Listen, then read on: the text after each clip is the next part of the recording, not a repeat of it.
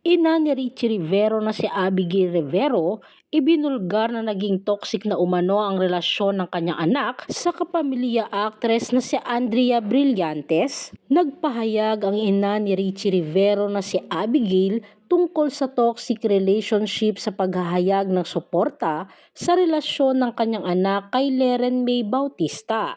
Bukod sa kanyang ama, maging ang nanay ni Richie ay nagkomento sa Instagram post ng anak kung saan inamin na niya ang tungkol sa kanila ni Leren May. Sa komento, sinabi ni Abigail na walang niloko at walang nanloko. Anya, sadyang hindi lang sila ang gustong magkatuluyan ng tadhana. Dagdag pa niya, tatapusin ng Diyos ang isang relasyon kung ito'y toxic na. Walang niloko at walang nanloko. Sadyang hindi lang sila ang gustong magkatuluyan ng tadhana. Have you ever wondered why some relationships work out while others don't? It can be annoying when you want to be with someone, especially when you know you gave your all, but it just doesn't seem to be working out. Anya ng ina ni Richie. God will end a relationship if it's toxic.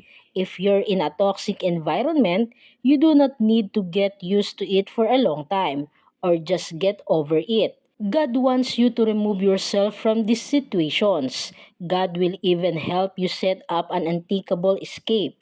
Just learn to listen. The truth is, if it's meant to be, it will happen. When God wants you with someone, He will make it happen. Meanwhile, a healthy relationship is one in which there is oneness of goals, purpose, values, and beliefs.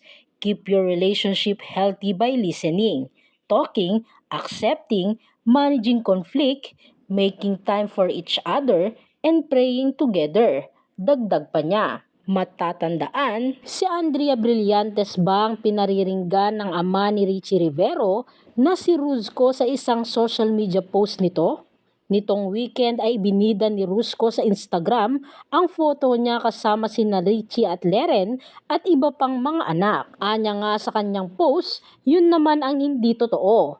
Plus importante yung maayos na ugali at pagrespeto sa minamahal mo at hindi lang pakitang tao para mapag-usapan.